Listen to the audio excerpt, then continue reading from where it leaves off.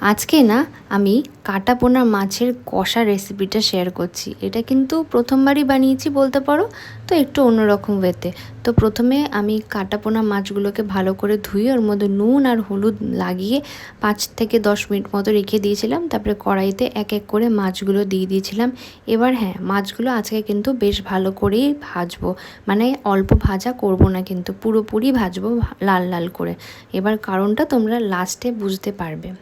তারপরে মাছ ভাজার তেলের মধ্যেই কিন্তু আমি বড় দুটো পেঁয়াজ কুচো করে সেটা অ্যাড করে দিলাম।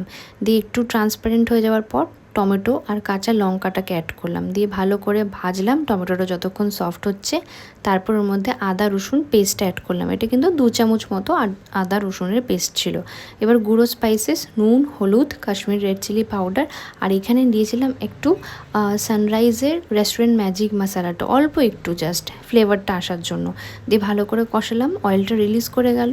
এবার জল অ্যাড করে দিলাম। দেখো এখানে আমি যেহেতু কষা করব তাই জন্য জলটা আমি বেশি অ্যাড করিনি, দেখতেই পাচ্ছ তোমরা।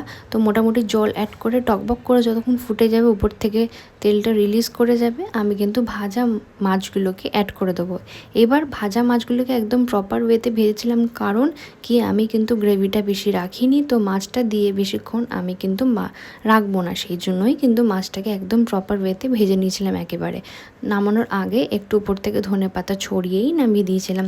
দেখো খেতে কিন্তু অসাধারণ হয়েছিল, একদম কষা কষা। তো অবশ্যই ট্রাই করো, আমাকে কিন্তু জানিও তোমাদের কেমন